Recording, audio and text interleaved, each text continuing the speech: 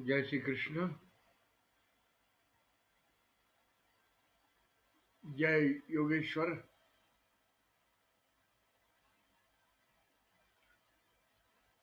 श्रीमद् भगवत गीता अभ्यास क्रम आज 11वां दिवस है। पहले अध्याय से शुरू किया हुआ।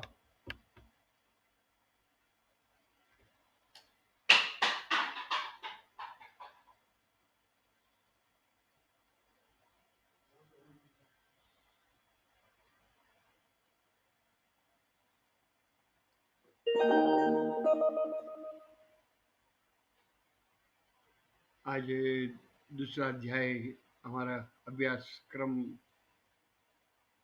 श्रेणी में आज पहले अध्याय से शुरू किया हुआ है। आज 11वां दिन है। अध्याय दूसरा और श्लोक 9, 10, 11, 12, 13 5 प्रथम गीता की गूंज खड़ी करेंगे और फिर इसका अभ्यास क्रम में भावार्थ भी देखेंगे। इस वैश्विक ग्रंथ के प्रति हमारा भाव जो है कौन सा होना चाहिए। एक एक शब्द में पूरे विश्व की ब्रह्म विद्या भरी हुई है। यू कैन बिकम गॉड ब्रह्म विद्यायाम योग शास्त्रे। ये परफेक्ट साइंस है ये। तो जगत गुरु अपने गुरु को नमस्कार करके आज गीता के साथ में सबके मैं समझता हूँ गीता साथ में रखी हुई है। तो 9, 10, 11, 12, 13 हम साथ में गाएंगे। इस मॉडर्न टेक्नोलॉजी के कारण इकट्ठे हुए हैं अपनी जगह पर ही, अपने घर में ही ये गीता की गूंज खड़ी करेंगे।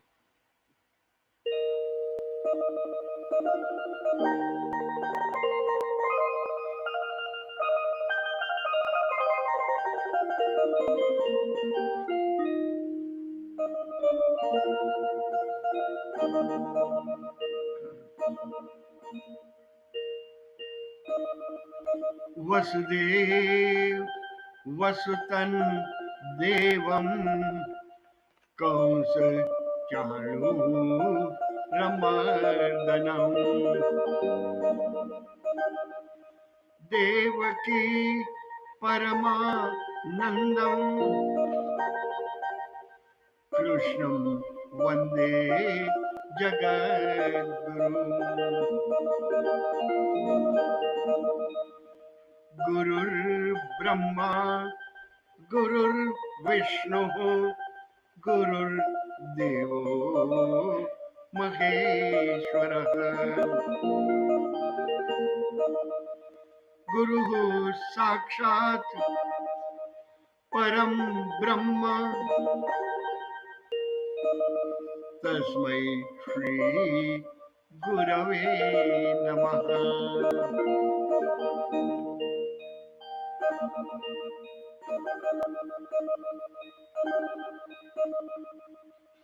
ओम श्री परमात्मने नमः।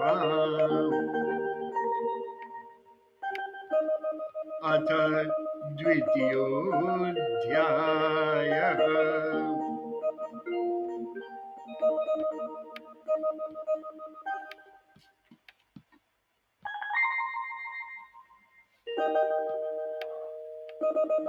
संजय उवाच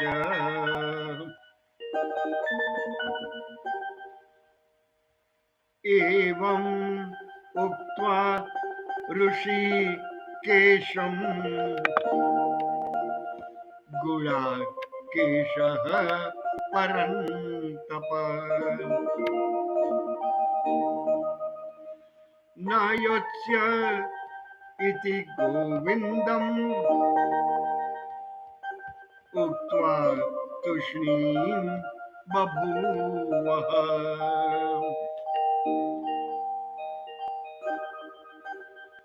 तमुवाच ऋषिकेशः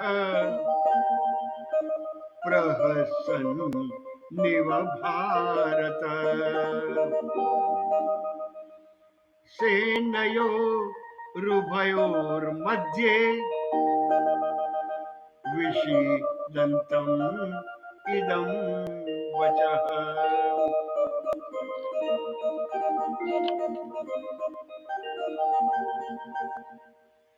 श्रीभगवानुवाच अशोच्यान् अन्वशोचस्त्वं प्रज्ञावादांश्च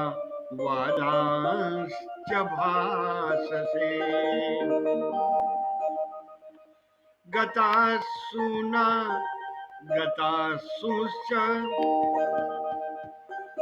नानु शोचन्ति पंडिताः न त्वे वाहं जातु नासं न त्वं नेमे जनाधिपः न चैव न भविष्यामः सर्वे वयमतः परम् देहिनोऽस्मिन् यथा देहे कौमारं यौवनं जरा तथा देहान्तरप्राप्तिर्धीरस्तत्र न मुह्यति धीरस्तत्र न मुह्यति।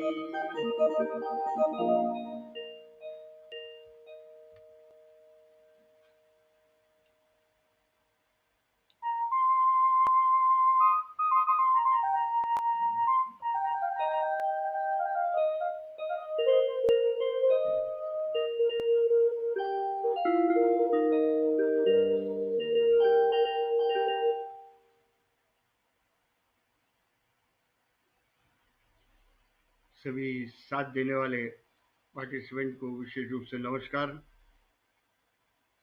इस महान वैश्विक ग्रंथ, हमारी सबसे बड़ी भारतीय संपत्ति विश्व में ले जानी है, इसलिए तो कृष्ण भारत में आए। प्रत्येक भारतीय पर यह विश्वास था, ये पूरे विश्व में ये तत्व ज्ञान जीवन की विद्या लेकर जाएंगे, व्यापक करेंगे। विष्णु का अर्थ ही व्यापक।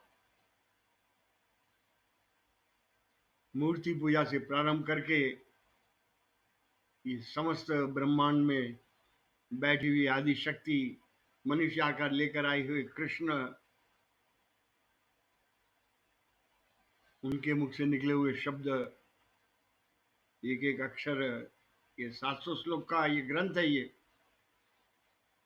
आज दूसरा अध्याय चैप्टर 2 हम लोग का अध्ययन कर रहे हैं। सांख्य योग, ज्ञान योग दूसरा नाम। पहला अध्याय अर्जुन विषाद योग, अर्जुन का रोना विषाद के कारण। कई सारे भगवान के सामने सामाजिक अनबैलेंस सोसाइटी का प्रश्न खड़ा किया हुआ, और भगवान ने भी एक कुशल डॉक्टर की तरह अर्जुन के विषाद का कारण जानना चाहते थे, क्योंकि अर्जुन ने समस्त सोसाइटी पर रख दिया, ये अनबैलेंस सोसाइटी हो जाएगी, सोसाइटी पर क्या परिणाम होगा। लेकिन उसका रुदन वास्तविकता गुरु प्रेम था, और इसी के कारण आज विश्व को ये जगत गुरु का ग्रंथ मिला हुआ। गुरु के प्रति जब तक वैसी ऊंचाई सम्मान की दृष्टि से नहीं आती, तब तक ये फ्लो जो है, प्रवाह जो है, ज्ञान प्रवाह, अमृत की धारा जो है, तो हमको जिंदा करने वाली धारा ये है। अमृत, मृत मरे हुआ, जीवन में निराश बनकर भोग में ही रमण करने वाला, स्वार्थ और भोग छोड़कर जीवन का कोई अर्थ नहीं है, वह समझने वाला। ये बैठक ये वैचारिक बैठक बदली है। ये भूमिका के साथ ये ज्ञान योग, भगवान ने भी गीता की शुरुआत ज्ञान योग से, ज्ञान का अर्थ नींव, समझदारी। ये जब तक नींव, बेस पक्का नहीं होगा तब तक इमारत खड़ी कैसे होगी। इसलिए तो हाथ दिखते समय करम मूले सरस्वती विद्या चाहिए, ब्रह्म विद्या। कर्म मध्य तो गोविंद। मूल में क्या है? स्रोत, बहता हुआ ज्ञान प्रवाह जो है, उसके मूल में ज्ञान, ब्रह्म विद्या। ये एक एक श्लोक के द्वारा भगवान और अर्जुन, ये दोनों का संवाद। अभी आज के श्लोक में संजय उवाच, संजय भगवान के सामने है। वहीं पर प्रथम डायलॉग, ऑडियो विजुअल देखने वाला और सुनने वाला, वह संजय। आज का मॉडर्न युग का टीवी, ऑडियो विजुअल। रेडियो में ऑडियो है, लेकिन टीवी में ऑडियो विजुअल, देख भी सकते हैं, सुन भी सकते हैं। वह सिद्धि संजय के पास। संजय भगवान के वचन सुनकर बहुत ही सुंदर है। उसकी भी अत्यंत उच्च की भूमिका है, क्योंकि गीता में भी संजय के श्लोक से ही समाप्ति होती है, अंतिम 5 श्लोक। वह तो महत्व का श्लोक है। थोड़ा रिकैप भी कर ले। आज 9वें से हमने उच्चार शुद्धि, हमारी वाणी में भी ये गीता के शब्द गूंजने लग, वाणी में भी आ जाए, कान में गूंजने लग जाए। तो कल पिछली बार किया हुआ, पिछले रविवार को 7वां श्लोक, कार्पण्य दोषो पहत स्वभाव पृच्छामि त्वाम धर्म समूढ़ चेता। ये अर्जुन के मुख से निकले हुए शब्द, वही गुरु स्तुति और गुरु के प्रति कैसा भाव होना चाहिए, ये अत्यंत महत्व का श्लोक है ये। और प्रत्येक आज के मॉडर्न एजुकेशन, वहां पर ये श्लोक रेखांकित करके विद्यार्थी के सामने ले जाना चाहिए। वह भूमिका अर्जुन ने 4 विशिष्ट शिष्य की भूमिका बताई हुई है। थोड़ा रिकैप कर ले, क्योंकि हमें भी जगत गुरु के शिष्य बनना है। शिष्य का रोल कौन सा है, शिष्य किसे कहते हैं, वो अर्जुन की भूमिका देखेंगे। 4 मुख्य प्रश्न भगवान के सामने रखे हुए हैं। भगवान, मुझे आपका शिष्य स्वीकार करिए, मुझे आपका शिष्य बनाइए। और इसलिए भगवान के सामने क्यों शिष्य? धर्म सम्मूढ़ चेता। धर्म का अर्थ आज टीका लगाना, आरती प्रसाद वहीं समाप्ति। धर्म का अर्थ कर्तव्य पालन। मेरा कर्तव्य कौन सा है, इसके बारे में मूढ़ हूं। चेता, ये पहली भूमिका। दूसरी भूमिका, निश्चितम ब्रूहि तन्मे, आप निश्चय करके मुझे बतलाइए।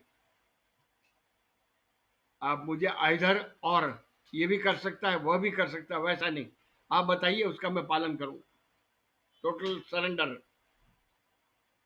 वह शिष्य, स्टूडेंट का दूसरा महत्व का लक्षण है। शिष्यस्ते हम साधिमाम त्वाम प्रपन्नम, मुझे आपका शिष्य स्वीकार करिए भगवान।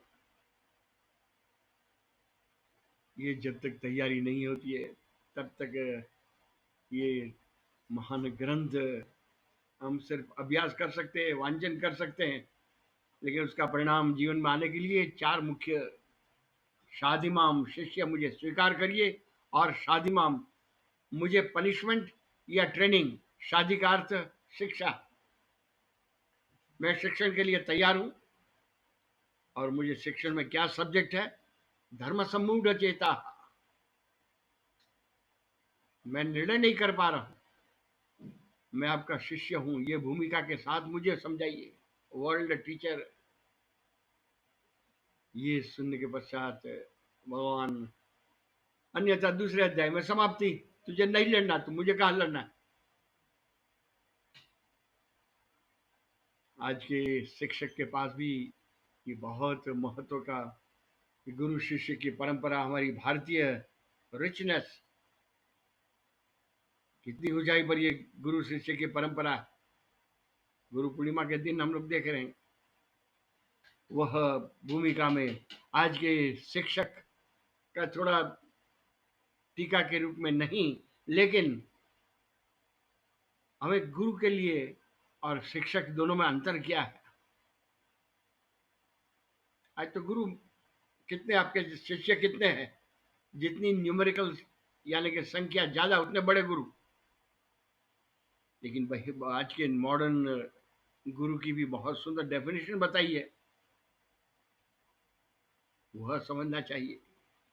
वह आज के गुरु के बहुत सुंदर शब्द समझने के लिए, बहवो गुरु वो लोके शिष्य वित्तापहार कहा। बहवो गुरु वो लोके, इस संसार में बहुत सारे गुरु हैं जो शिष्य के वित्त का अपहरण करने वाले, प्रोफेशनल गुरु।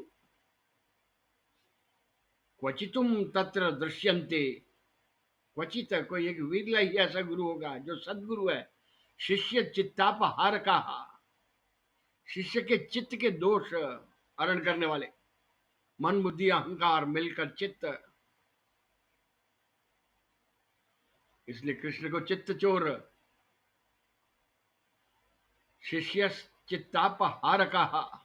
क्वचितो तत्र दृश्यन्ते, वैसे सदगुरु सद्भाग्य से ही मिलते हैं।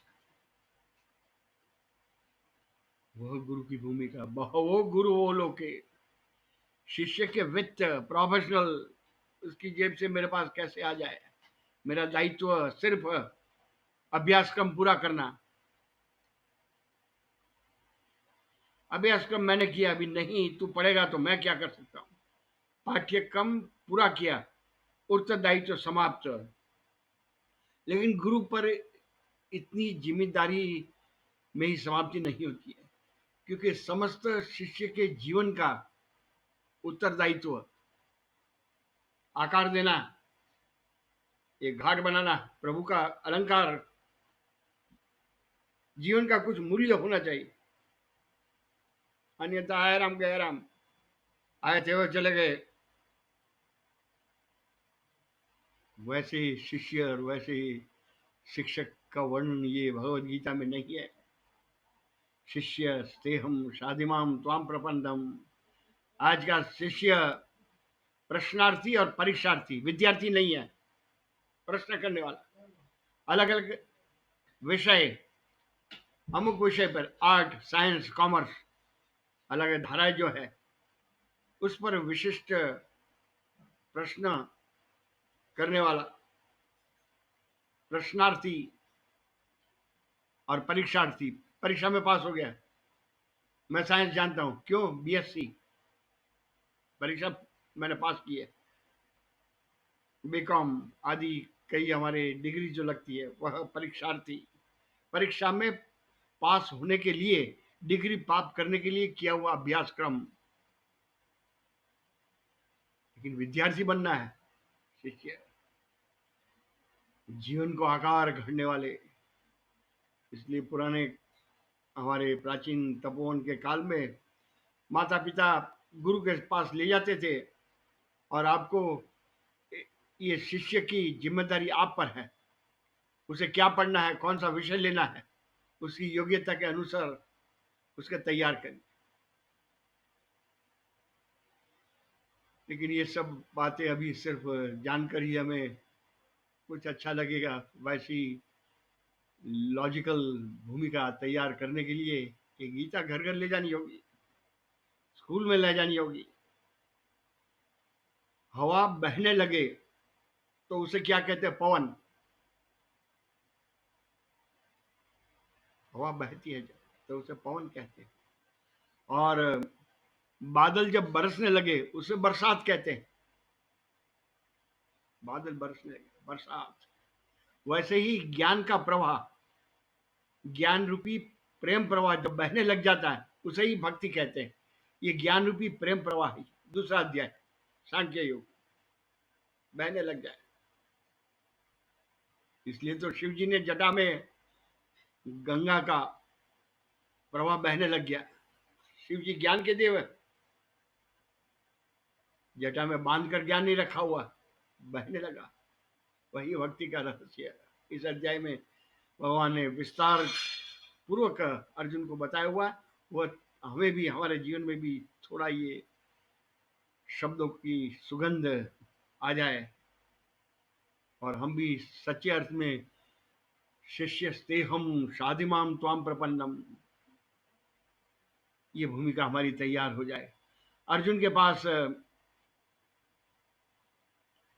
न स्वार्थ था न परार्थ, तीन अलग अलग भूमिका है। स्वार्थ, सेल्फिशनेस, एक आंख वाला, मुझे चाहिए उतना ही देखने वाला, वो स्वार्थी। दूसरे को क्या चाहिए वो देखने वाला, उसे परार्थी, सोशल वर्कर्स। लेकिन वो भी आज सोशल वर्कर भी कमर्शियल हो गए। वह अर्जुन के पास ये दोनों ही कर्म करने की प्रेरणा चली गई थी, इसलिए तो उसके मुख से निकले हुए शब्द न कांक्षे विजयम कृष्ण न च राज्यम न सुखानी च, ये युद्ध करने के तीन परिणाम होने वाले। मुझे राज्य मिलेगा हस्तिनापुर का, पांडवों को, न कांक्षे विजय प्राप्त करना, और सुख राज्य, सुख और विजय, ये तीन के लिए तो युद्ध कर रहा हूं। मुझे तीनों में से एक भी नहीं चाहिए, तो फिर मैं युद्ध क्यों करूं। ये प्रेरणा, कर्म की प्रेरणा ही समाप्त हो गई है। इसलिए भगवान के सामने रथ के पिछले हिस्से में बैठा हुआ, आंखों से पानी गिर रहा है, धनुष बाण छोड़ दिया हुआ, और भगवान को कहता न योच्य, मुझे नहीं लड़ना। इसका वर्णन संजय करे, एवं मुक्त्वा ऋषिकेशम गुड़ाकेश परंतप। अर्जुन का दूसरा नाम गुड़ाकेश है, उसका अर्थ भी देख चुके। गुड़ाकेश माने छोटे बाल, और गुड़ाकेश का विशिष्ट बहुत ही गहन अर्थ निद्रा पर विजय। गुड़ाकेश, रावण में लक्ष्मण गुड़ाकेश। वह एवं उक्ता, इस तरह से कहकर, ऋषिकेश यानी कृष्ण। ऋषिकेश का एक अर्थ भी देखें, ऋषि का अर्थ इंद्रियां, उसकी शोभा, वह ऋषिकेश। और दूसरा संस्कृत में अर्थ ऋषिकेश का अंतर्यामी, भीतर की बात भी जानता है वो, तो क्या कहना चाहता है। भगवान भी भीतर की बात समझ गया, इसलिए संजय ने ऋषिकेश शब्द का प्रयोग किया। वो अर्जुन के भीतर में जो विचार का बदलाव है वह भगवान समझ गए। गुड़ाकेश परंतप, परम तपस्वी, सिर्फ भोगों में रमने वाला नहीं, तपस्वी, विशिष्ट ध्येय के लिए समय समर्पित, विशिष्ट ध्येय, संस्कृति के लिए घिसने वाला, वह परम तप। न योत्स्य, भगवान के सामने क्या, न योत्स्य, मुझे नहीं लड़ना है। इति गोविंद मुक्त्वा, इस तरह से, ऐसे स्पष्ट, इति न योत्स्य इति, गोविंदम, गोविंद के प्रति, भगवान मैं युद्ध नहीं करूंगा। तुष्णीम बभुव, तुष्णीम का अर्थ चुप हो गया, बभुव का अर्थ हो गया, तुष्णीम चुप, बभू का अर्थ हो गया। ये स्पष्ट कहकर अर्जुन तुष्णीम बभुव, चुप हो गया। जो कहना था वो भगवान के सामने सब कुछ कह दिया, अपना निर्णय भी कह दिया, मुझे नहीं लड़ना। उसका कारण भी बता दिया, कार्पण्य दोषो पहता स्वभाव। इतनी ऊंचाई पर से ये जब तक पार्श्व भूमिका तैयार नहीं होती है, बैकग्राउंड, तब तक फोरग्राउंड, स्टेज पर क्या चल रहा है समझ में नहीं आएगा। आगे वाले श्लोक में भी इस तमुवाच ऋषिकेश प्रहसन्निव भारत सेनयोरुभयोर्मध्ये विषीदन्तम इदम वचः। या धृतराष्ट्र को भी भारत का हुआ, क्योंकि कौरव भी थे, कुरुवंश करने वाले कुछ। धृतराष्ट्र को भी इशारा किया हुआ, तू भी भारतीय है। ये भारतीय परंपरा देख, गुरु शिष्य का संबंध, ये संकेत संजय, ये भारत, ये धृतराष्ट्र, भरतवंशी धृतराष्ट्र, आप भी भरत के वंश में आए हुए हैं। इस प्रकार श्री कृष्ण भगवान ने उभयो, दोनों सेनयो, सेनाओं के बीच में विषिदंतम, शोकयुक्त अर्जुन को इदम वचः वाच, इदम का यह वचन कहा हुआ, लेकिन एक सुंदर शब्द का प्रयोग, प्रहसन्निव, प्रहसन्निव, हंसते हुए। भगवान के हंसने का कारण, भगवान के हंसने का कारण क्या? प्रहसन्निव का अर्थ हंसते हंसते। भगवान के हंसने के बहुत सुंदर कारण है। हंसते हुए के भगवान अर्जुन ने कहा हुआ था, न कांक्षे विजयम कृष्ण, भगवान कहते मुझे कहाँ चाहिए, मैं स्वार्थ के लिए भी नहीं लड़ रहा हूं, मैं परार्थ के लिए भी नहीं लड़ रहा हूं, मुझे हस्तिनापुर का राजा नहीं बनना है, मैं तो धर्मराज को हस्तिनापुर का राजा बनाने के लिए आया हूं। धर्म की सत्ता स्थापन, धर्म संस्थापनार्थाय, न कांक्षे, मुझे विजय, न सुख, ये तीनों में से मुझे भी कुछ नहीं चाहिए। इसलिए भगवान हंसते हैं, हंसते हुए वचन कहते हैं। और भगवान के हंसने का दूसरा कारण, प्रहसन्निव, अर्जुन के मुख से प्रथम शरणागति, भगवान के सामने शरणागति है। भगवान मुझे त्वाम प्रपन्नम, आपके शरण, प्रपन्नम का शरणागति, आपके में शरण आया हूं, और शरणागति भी स्वीकार की है, और अपना निर्णय भी न योच्य,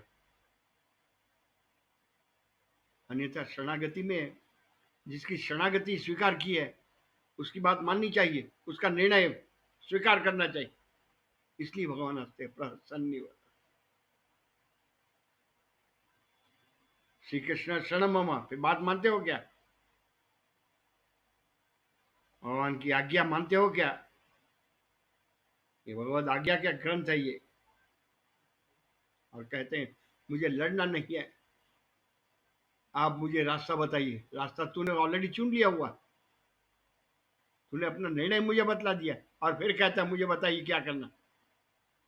इसलिए भगवान हंसते हुए, प्रसन्न, बहुत ही सुंदर है एक एक शब्द में हमारे लिए, क्योंकि पूरा ग्रंथ अनेक प्रकार के विज्ञान के विभाग से भरा हुआ है। इसमें एक साइकोलॉजी भी है। इस दृष्टि से भी देखेंगे तो ये गीता का ग्रंथ, ये नए नए मोती निकलते हैं। निकालने वाला, उसकी तपस्या कौन सी है उसके ऊपर निर्भर। तमोवाच ऋषिकेश, दोनों सेनाओं के बीच में मध्य में खड़े हुए शोक से भरे हुए अर्जुन को हंसते हुए ये वचन का हुआ, प्रसन्न भारत। भगवान कहते तू कैसे मुझ पर मेरी शरणागति की बात एक तरफ से कर रहा है, और दूसरी ओर तू अपना निर्णय पे बतला दिया, तो मुझे क्या करना है? ये प्रसन्न शब्द के पीछे आगे वाले श्लोक में भगवान के बोलने का, यहाँ से गीता का ज्ञान प्रारंभ होता है। इससे पहले भगवत वचन जो भगवान वाचा था, वह एक सामान्य समझ, मित्र के रिश्ते को सामने लाकर, अर्जुन छोड़िए, तू रोने की बात यहाँ कहाँ लेकर आया। लेकिन अभी यहाँ वैश्विक ज्ञान खड़ा किया। इसलिए कई लोग आज भी मानते हैं कि गीता की शुरुआत दूसरे अध्याय 11वें श्लोक से गीता का ज्ञान प्रवाह। श्री भगवान वाच, पहले अध्याय में तो भगवान चुप ही रहे हुए, कुछ नहीं बोलते। अर्जुन को जो कहना, भीतर से जो भी विचार है वह सुन लिए, भीतर में जो है, जो शंका कुशंका वह निकल जाए, फिर उसका समाधान, रोग का पता चल जाए, फिर उसकी औषधि देना प्रारंभ करेंगे। संजय ने वर्णन करते हुए धृतराष्ट्र को बताया हुआ। अब यहाँ से अशोच्यान अन्वशोचस्त्वम प्रज्ञावादांश्च भाससे गतासून गतासूश्च नानु शोचंति पंडिताः। अशोच्यान, न शोक करने योग्य के लिए, अन्वशोच, जिसका शोक नहीं करना चाहिए उनका तू शोक कर रहा, अन्वशोच। और प्रज्ञावादान भाष से, पंडित जैसे वचन, बुद्धिमान व्यक्ति की तरह तू मुझे लॉजिक समझा रहा, सामाजिक परिस्थिति परिवर्तन बतला रहा, प्रज्ञावादान, बुद्धिपूर्वक। और दूसरी ओर जिसका शोक नहीं करना है उसका शोक करना है। और भगवान कहते पंडित जन वही है जो, पंडित किसे कहते, प्रज्ञा, जिसकी बुद्धि विशेष रूप से एक्टिव, बहुत सारी समस्याओं का जो समाधान, प्रज्ञा, बुद्धि का एक विभाग है ये प्रज्ञा। हमारी बुद्धि के भी 4 फंक्शंस है, उसमें प्रज्ञा एक। प्रज्ञावादांश भासते, रिसेप्शन, रिटेंशन, रिप्रोडक्शन। यहाँ पर रिप्रोडक्शन प्रज्ञावादांश, तेरी वाणी में बुद्धि का उपयोग दिखाई दे रहा है। सामाजिक अनबैलेंस सोसाइटी भगवान। और दूसरी ओर तू पंडित जैसी भाषा ये बोल रहा है और शोक कर रहा है। पंडित कौन है? पंडित गता सुन और अगता सुन न अनुशोचंती, जिनके प्राण चले गए हैं, जो यहाँ से चले गए हैं उनके लिए भी शोक नहीं करते। और अगता सुन, जिनके प्राण अभी नहीं गए हुए, जो अभी मृत्यु प्राप्त नहीं कर चुके हैं, उनके लिए भी न अनुशोचंती, नहीं शोक करते। वही पंडित। पंडित की व्याख्या बता दी भगवान। आज तो पंडित शब्द इतना घिसा हुआ हो गया है, रसोई घर में रसोई करने वाले को पंडित, ड्राइवर को पंडित। पंडित शब्द की बहुत ऊंचाई है, गीता का शब्द ही है, नानु शोचंती पंडिता। पंडित का शब्द के भी बहुत सुंदर अर्थ विदुर नीति में बताए हुए। विदुर, हस्तिनापुर के प्राइम मिनिस्टर, विदुर नीति। भगवान भी उनके यहाँ मेवा खाने के लिए गए हुए थे, उनकी नीति बहुत अत्यंत शास्त्रोक्त, मैच्योर्ड, ज्ञान की भूमिका वाले विदुर। वह भगवान उनके घर गए हुए हैं, मुझे वहां भोजन विदुर के घर में करना। और कितनी ऊंचाई पर होगा, राजमहल के खाना भोजन नहीं करूंगा, मुझे वहां जाकर भाजी खानी है। इतनी सिंपल। विदुर नीति में पंडित के लक्षण बताए हुए हैं। पंडित का लक्षण तत्वज्ञ सर्वभूता नाम, मूल तत्व को जो पकड़ता है। पंडित का दूसरा लक्षण योगज्ञ सर्वकर्म नाम, सभी को कर्म योग में लगाता है। भक्ति भी कर्म योग है। आज सत्यम वद धर्म चर, भक्ति का कुछ ना करना, लेकिन पंडित कर्म में योग करवाते, कर्म योग तुझे करना है। बहुत सुंदर ये गीता की भूमिका है।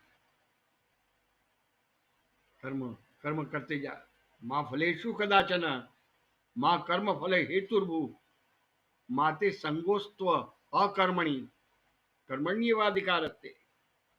तेरा कर्म करने का अधिकार है, वह कर्म योग में जोड़ता है, वह पंडित। मूल तत्व को देखता है, वह पंडित। और तीसरा लक्षण उपायज्ञो मनुष्याणाम, नरह पंडित उच्यते, वह नर जो है उसे पंडित कहते हैं। यज्ञ की भूमिका खड़ा करता है, यज्ञकारी है। यज्ञकारी में सब एक समान होते हैं। अंडर द चेयरमैनशिप माँ जगदम्बा बीच में होती है, जगत की आदि शक्ति, और हम सब एक। उसे यज्ञ, छोटे बड़े का भेद निकल गया, वह यज्ञ। नो प्रेफरेंस, नो प्रायोरिटी, वहां पर यज्ञ। प्रभु को भोजन कराना यज्ञ, ये संपूर्ण यज्ञ की भूमिका आगे आने वाली है, लेकिन यहाँ पर अभी पंडित के 3 लक्षण देख रहे हैं हम लोग। तत्वज्ञ सर्वभूतानाम, पंडित है, बुद्धिमान, वही है, मूल तत्व को पकड़ता है। तत्वज्ञ, तत्व को जानता है।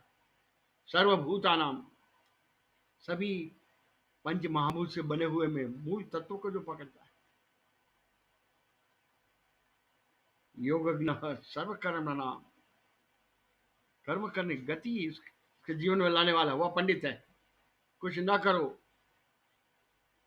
भोजन न करो, वह धर्म नहीं है। संतुलित भोजन,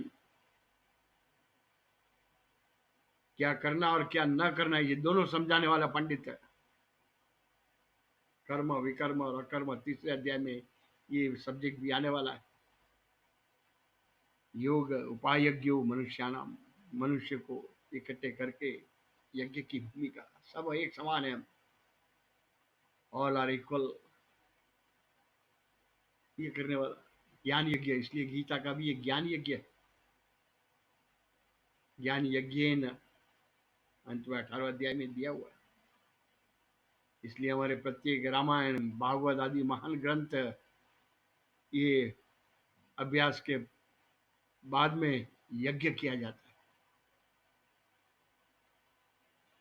वह मनुष्य नर पंडित उच्यते, भगवान कहते तू बोलता है पंडित जैसा, लेकिन पंडित क्या है उसकी भूमिका तू समझ ले।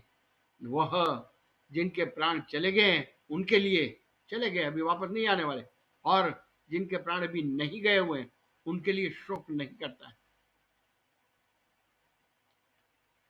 और आगे ज्ञान की भूमिका भगवान एक एक श्लोक के द्वारा कैसे अर्जुन को समझा रहे हैं। अभी कह दिया पंडित के 2 विभाग समझ के, एक में गता सुना और एक दूसरा अगता सुना।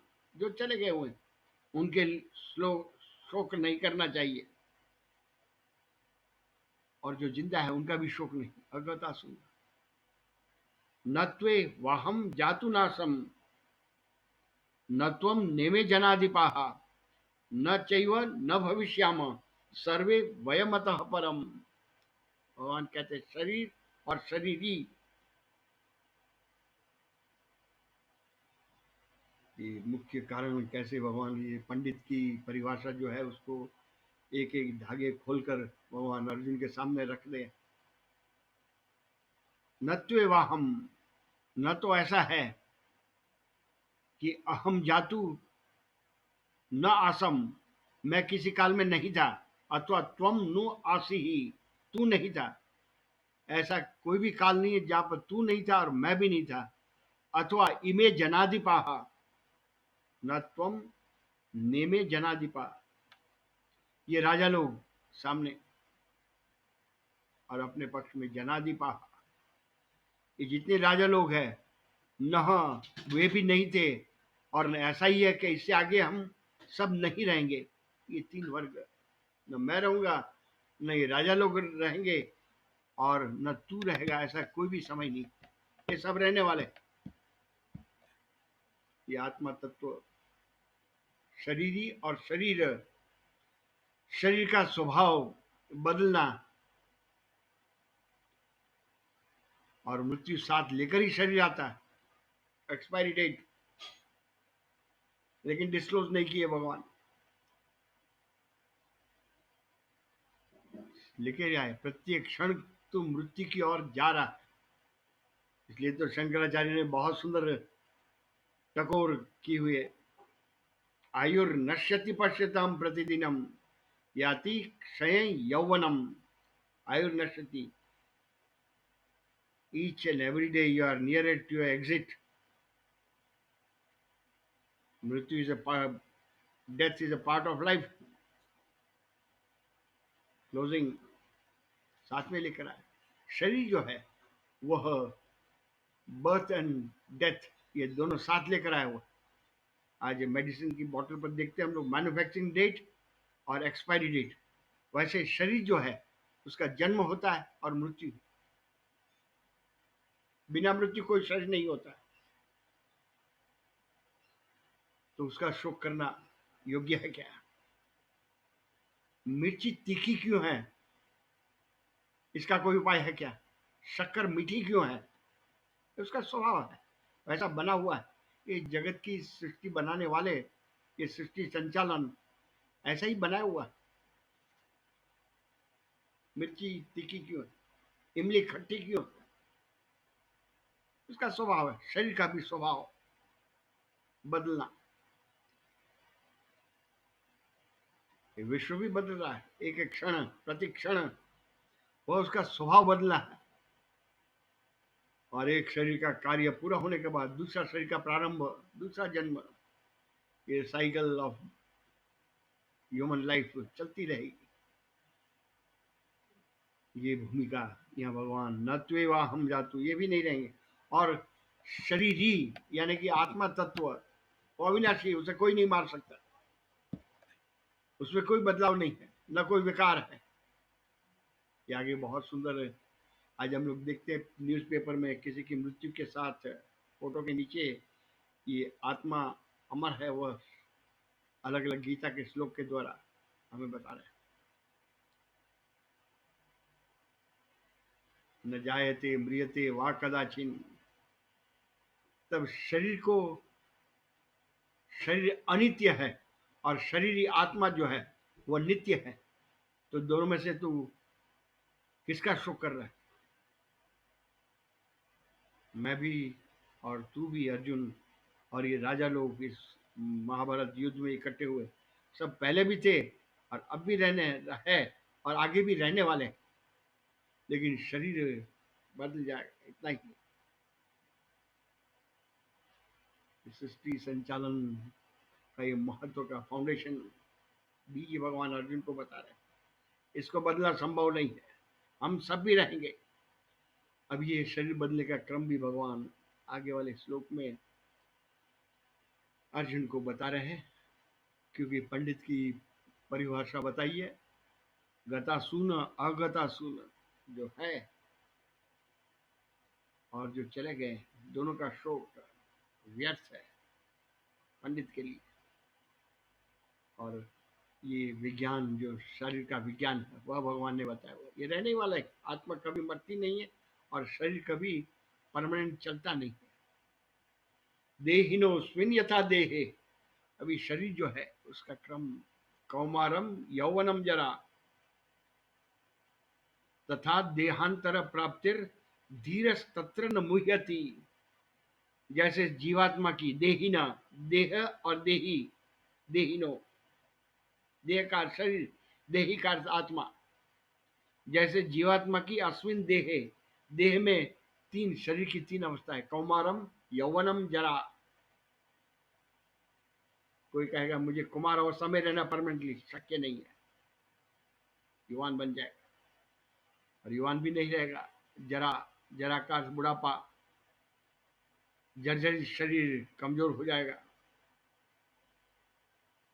जरे शरीर में बदलाव, वह तीन अवस्थाएं, कौमारम यौवनम, यौवन से पहले कुमार अवस्था, इसलिए कुमार लिखते थे पहले, कुमार, नंद कुमार। युवान, युवान बन गया। और शरीर जो है वह जरा, वृद्ध अवस्था आती है। वैसे ही देहांतर प्राप्ति, कि जैसे शरीर की तीन अवस्था है, कौमारम यौवनम जरा, वैसे ही शरीर बदलने की भी क्रिया जो है उसे देहांतर प्राप्ति ही।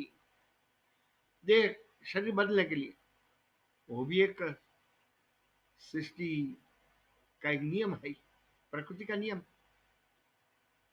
बाय नेचर शरीर बदलेगा, कर्मों के अनुसार नया शरीर प्राप्त होगा। साधना अधूरी है तो वह अगले जन्म में पूरे करने की व्यवस्था, ये स्वाभाविक है। तीन अवस्था और देहांतर प्राप्ति, ये चार बातों, चार बातें जो समझ जाता है वही धीर पुरुष। इस विषय में धीर न मुह्यति, मोहित नहीं होता। जो बदले वाले हैं, मोह के कारण नहीं बदले, वैसी यदि समझ है तो वह अधीर है, वह पुरुष धीर नहीं। बहुत सुंदर है। आगे वाला श्लोक, ये 5 श्लोक अभी इस तत्व, ये सांख्य योग का ज्ञान जो है, सांख्य योग का अर्थ ज्ञान से योग हो जाए, और इस योग के द्वारा परम तत्व से हमारा योग, वह अगला श्लोक प्रथम गाएंगे। 2 श्लोक, 14वां और 15वां, बहुत ही सुंदर, एक एक श्लोक के द्वारा अर्जुन को भगवान मुख्य भूमिका जो है वहां तक ले जा रहे हैं। वो भी हमारी सामान्य भूमिका है साधक के लिए, इस पंथ पर चलने के लिए एक एक श्लोक पर्याप्त।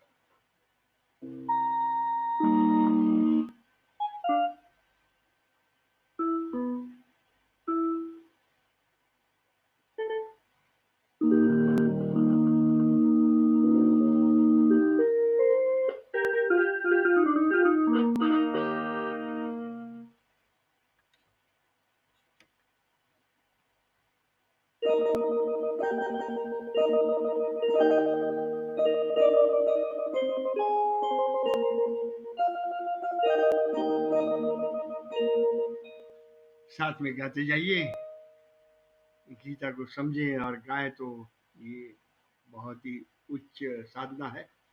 लेकिन प्राथमिक नहीं समझे हुए फिर भी हमारी जीव वाणी पवित्र हो जाएगी, क्योंकि सत्य का वर्णन, सत्य बोलने का प्रभाव अवश्य ही होता है।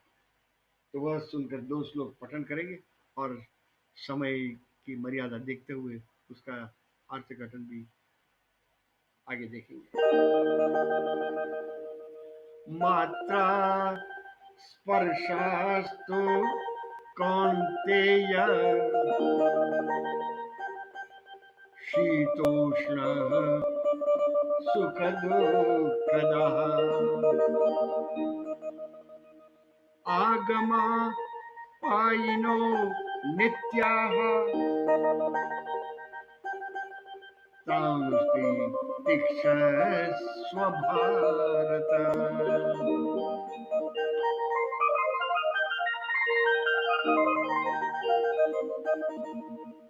यं हि न व्यथयन्त्येते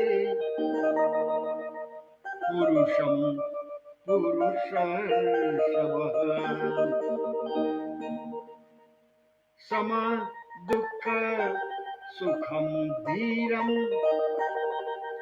सोमृतत्वाय कल्पते, सोमृतत्वाय कल्पते।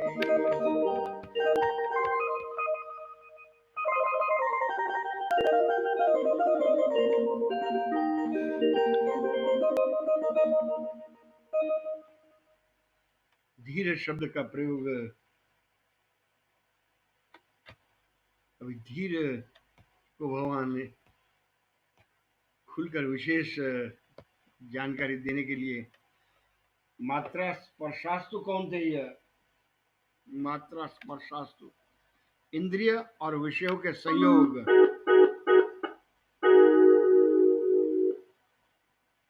उसे मात्रा स्पर्शा, स्पर्श ये पंच विषय है। शब्द, स्पर्श, रस, रूप और गंध, ये इंद्रिय और विषयों के संयोग, उससे सुख और दुख, और उसको कहा हुआ आगमा पाइना, आने वाले और जाने वाले, क्षण भंगुर, परमानेंट नहीं है।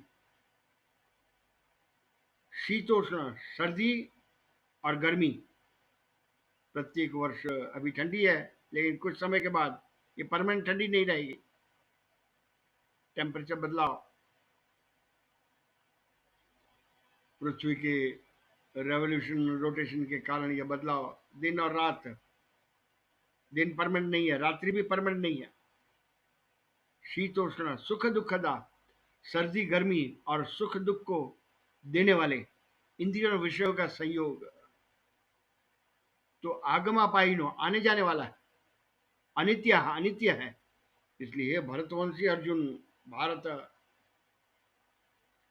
भरतवंश में आया हुआ, राम भगवान के भाई भरत, और एक और महान शकुंतला पुत्र, जिनके नाम से हमारा राष्ट्र भारत कहलाता है। अर्जुन को भी भगवान ने भारत की उपमा दी है। भारतीय वही है जो भारतीय संस्कृति के प्रति आदर है और वह समझने के लिए प्रयत्नशील है। गर्व से कहो भारतीय हूं, ये जिसकी ऊंचाई जीवन में आगे, वही सच्चा भारतीय। अन्यथा भारत में भैंस, बकरे, सांड सभी तो बॉर्न इन इंडिया है। तो भारत वही है, भारतवंश। ये भारतीय परंपरा, भारतीय संस्कृति, वह प्रेम बहाव ले जाने वाला, वह भारतीय है। वह मात्रा स्पर्शास्तु कौन्तेय शीतोष्ण सुख दुखा आगमापाइनो नित्याः तांस्ति तिक्षस्व भारत। उसको सहन कर, भगवान कह रहे, तिक्षस्व का सहन कर। ये बदलाव है, जैसे ठंडी और गर्मी, ये बदलाव है। गर्मी क्यों हुई? तू नहीं रोक सकता। सुख क्यों नहीं रहा? तो नहीं रोक सकता, क्योंकि उसका स्वभाव है आना और जाना, और अनित्य है, क्षणभंगुर है, परमानेंट नहीं है। इसलिए उसको सहन कर। तांसी तिक्षस्व भारत, सुख और दुख दोनों को सहन कर। और दुखों के सामने कैसे लड़ना, वह समझाने के लिए तो कृष्ण आए थे। सुख और दुख दोनों को सहन करना,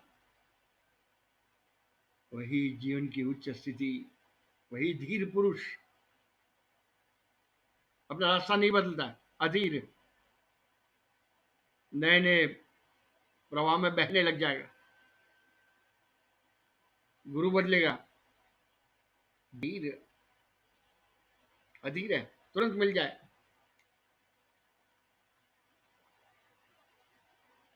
बहुत सुंदर कवि कालिदास ने रघुवंश में वर्णन किया हुआ है राजर्षियों का, जिस वंश में भगवान रामचंद्र आए हुए हैं।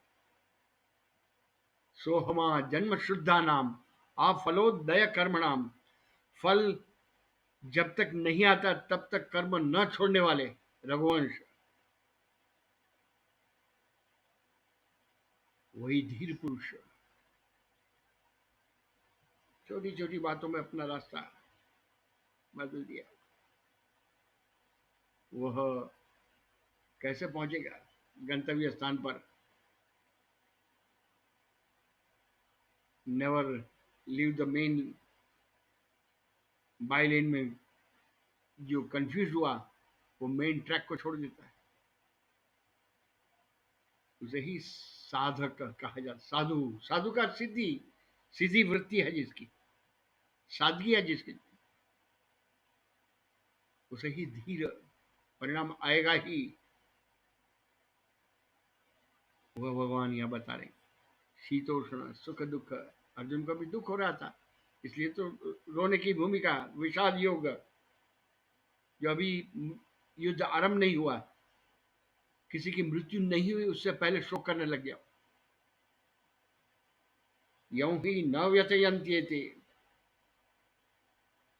पुरुषम पुरुषर्षभ। ये अगली बार यहां से करेंगे, आज का समय कुछ संकेत कर रहा। यौ ही न व्यथयन्ते, सुख और दुख को समान समझने वाले पुरुषर्षभ, पुरुषों में श्रेष्ठ। यम धीरम पुरुषम, धीर पुरुष को ये इंद्रियों के विषय न व्यथयंती, व्यथा नहीं होती है। वह अमृत तत्वाय कल्पते, वह मोक्ष के लिए योग्य हो जाता है। अधिकारी है मोक्ष। संसार में रहते हुए भी संसार में डूबेगा नहीं, तैरते रहेगा। हम तो संसार में डूब जाएंगे, और वह संसार में रहते हुए भी कमल की भांति कीचड़ में रहते हुए भी सूर्योपासना चालू है। कमल, क का अर्थ शुरुआत, जन्म, मल, मल से उत्तर, लेकिन सूर्योपासना। कमल में रहते हुए, मल में रहते हुए भी जिसकी शिकायत नहीं, संसार में रहते हुए भी संसार की यातनाओं से वो घिरा हुआ नहीं है, वह धीर पुरुष है। यहीं से अगली बार स्टार्ट करेंगे। बहुत ही सुंदर ये दो श्लोक फिर एक बार गाकर आज समाप्ति करेंगे। और जगत गुरु अपने गुरु को भी नमस्कार करके आज की हमारी ये अभ्यास क्रम की समाप्ति।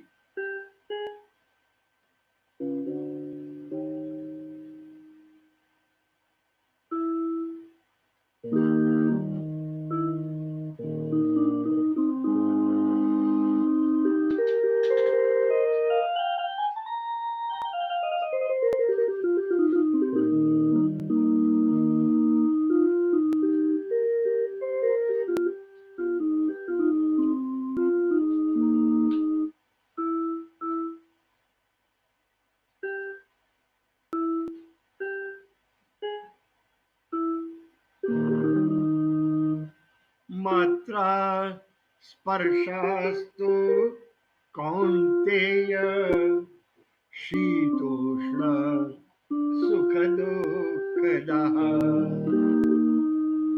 आगमा पायिनो नित्याः तांस्ति तिक्षस्व भारत। यं हि न व्यथयन्त्येते पुरुषं पुरुषर्षभ समदुःख सुखं धीरं सोमृतत्वाय कल्पते सोमृतत्वाय कल्पते। वसुदेव वसुतं देवं कंसचाणूरमर्दनम् देवकी परमानन्दं कृष्णं वन्दे जगद्गुरुम्। गुरुर्ब्रह्मा गुरुर्विष्णुः गुरुर्देवो महेश्वरः गुरुः साक्षात् परं ब्रह्म तस्मै श्री गुरवे नमः।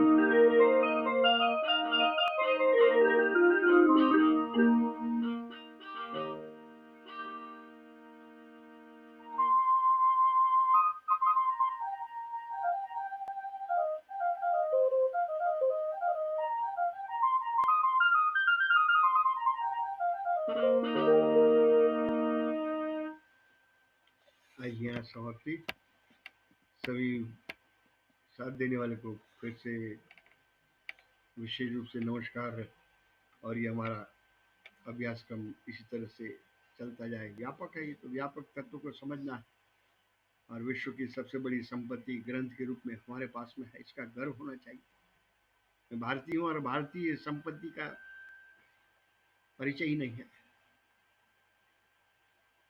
तो आज यही जय श्री कृष्ण, जय योगेश्वर।